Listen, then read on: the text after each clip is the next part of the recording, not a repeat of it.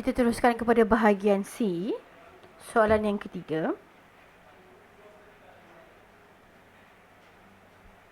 Guru kelas tingkatan 1 Bestari, Puan Samsiah memasukkan sebiji telur ayam ke dalam sebuah bikar yang berisi air paip seperti yang ditunjukkan di dalam rajah 3.1.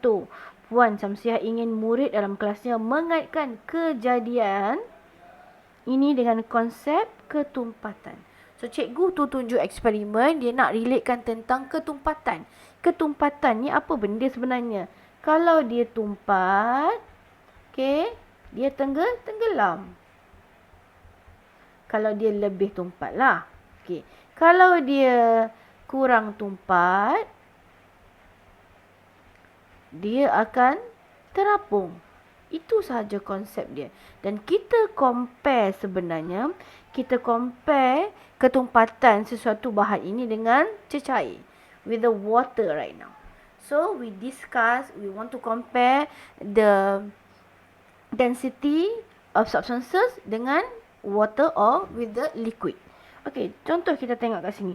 Apakah unit ketumpatan? Ketumpatan basically dia adalah tentang apa? Isi padu dan isi padu dengan jisim. Jadi, apa yang membentuk density ialah ketumpatan.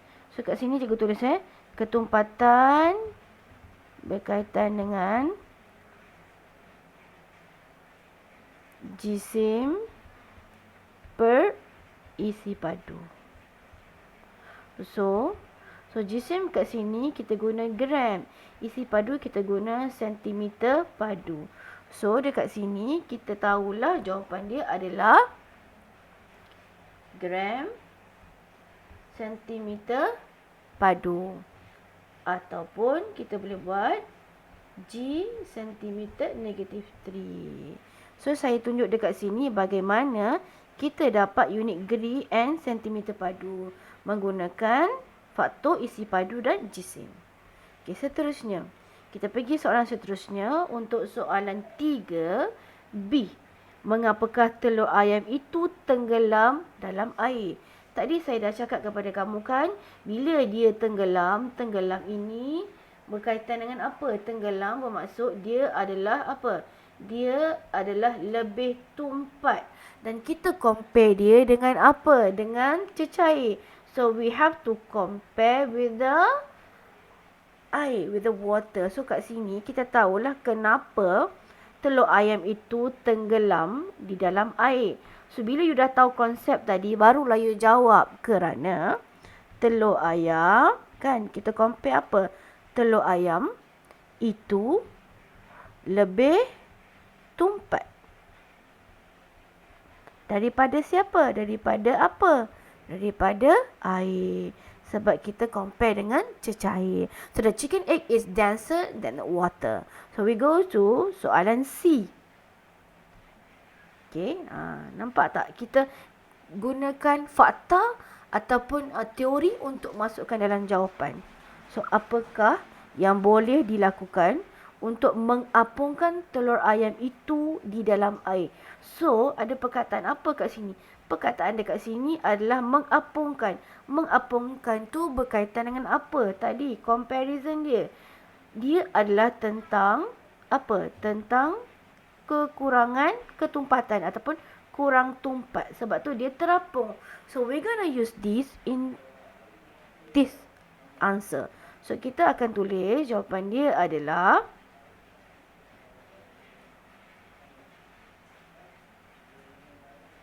macam mana telur tu nak terapung. Sedangkan tadi dia tenggelam, betul tak? Okey. So, kita tambahkan apa? So, basically kita tambahkan sesuatu yang boleh membuatkan telur ayam tu terapung. Bukan ayam tau, telur ayam. Tambahkan. Biasa kita tambah apa? Kita tambah solute. Kita tambah zat pelarut kat situ. Kita tambahkan garam.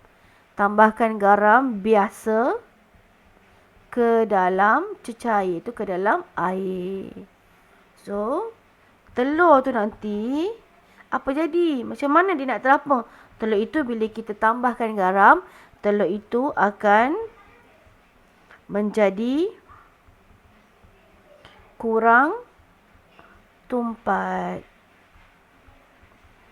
Comparekan balik. Kurang tumpat daripada larutan garam dan akan terapung di dalamnya. So dekat sini kamu boleh nampak dekat sini apa yang saya cuba bagi tahu kat sini. Kita tambah garam biasa. Lepas tu apa jadi pada dia? Dia akan jadi kurang tumpat. Lepas tu dia akan terapung. This is how we answer the question. Okay, next. Kita tengok soalan seterusnya. Soalan seterusnya ialah Ban Samsiah memberi projek sains kepada murid-murid dalam kelas 1 best study tentang ketumpatan. Rajah 3.2 menunjukkan keputusan projek sains yang dilakukan oleh Azmi. So, pada gambar rajah 3.2 ini terdapat 3 jenis cecair X, Y dan Z serta ada madu di bawahnya. Dan kita tahu cecair X akan terapung dan madu akan tenggelam. Jadi sebab tu dia duduk bawah madu itu. Jadi kita tengok. So macam mana untuk soalan satu ini, labelkan cecair X, Y dan Z pada rajah 3.2 dengan menggunakan maklumat di bawah. So dia beri kepada kita ketumpatan. Ketumpatan air ialah berapa? Air ialah 1 gram cm madu, madu 1.40 gram cm padu, minyak masak 0.91 gram cm padu dan juga susu 1.03 gram cm padu. Okey, jadi macam mana kalau kita nak tahu? Kita tahu madu ni duduk bawah kan? So of course duduk bawah sekali. Okey. So kita tengok yang atas sekali apa yang atas sekali? Yang atas sekali yang paling sedikit. Which is apa dia? Yang mana paling sedikit kat sini? Mestilah minyak masak. Sebab minyak masak ni adalah ni kan 0.91 gram. So kat sini adalah minyak. Okey. Yang kedua atas sikit daripada minyak ialah apa? Air. Sebab apa? Air adalah 1 gram centimeter padu. Dan atas sikit pada air adalah susu. Susu sebab apa? 1.03 gram centimeter padu. So ini adalah urutan ketumpatan bagi rajah 3.2. Okey, seterusnya kita lihat soalan seterusnya. Berikan inferen kepada pemerhatian bagi cecair Y dan Z pada rajah di atas. Jadi dekat sini dia nak kita tengok apa yang terjadi pada Y dengan Z. Y dengan Z duduk kat mana? Y dengan Z duduk dekat area sini. So Y dan Z maksudnya Y dan Z ini adalah kurang tumpat. Kan? Maksudnya adalah kurang tumpat berbanding madu. Okey. Dan ia lebih tumpat daripada cecair X. So kita boleh compare, sama ada kita compare dengan madu atau compare dengan cecair X. Jom kita tengok apa kita boleh buat. So dekat sini kita boleh tulis adalah cecair Y dan Z kurang tumpat. Sebab dia terapung kan? Kurang tumpat daripada siapa? Kurang tumpat daripada madu. Kita dah explain tadi. Okey. Seterusnya, oleh itu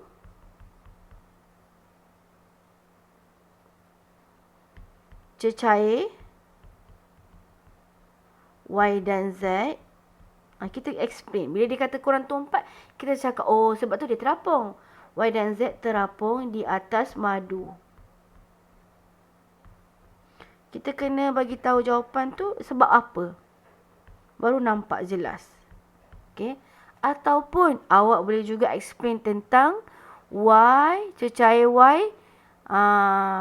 Awak nak cerita dulu comparing antara dua ni pun boleh. Okey, kita boleh tulis macam ni juga. Ataupun you boleh tulis juga macam ni. Sebab kan banyak kat situ. Cecair Y kan duduk atas. Y kurang tumpat daripada cecair Z. So, kita cakap kenapa oleh itu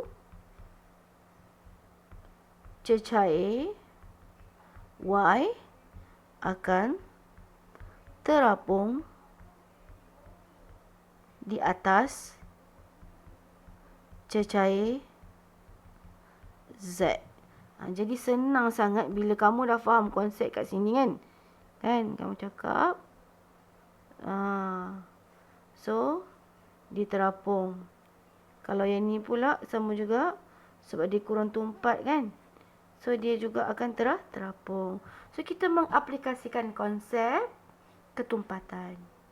Okey, soalan seterusnya.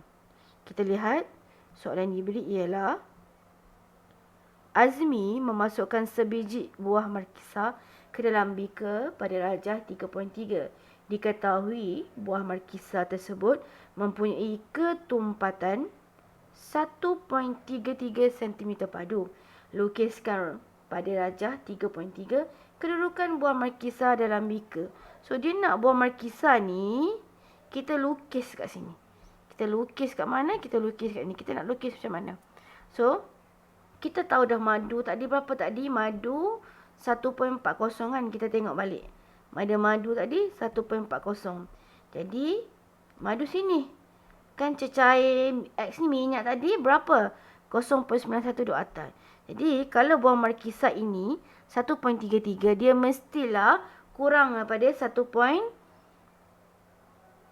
which is madu kan. So, kita nak lukis macam mana? So, kita lukis tadi duduk di antara X dengan madu. So, kita tulis kat sini. Kita lukis je saja macam tu. Macam tu.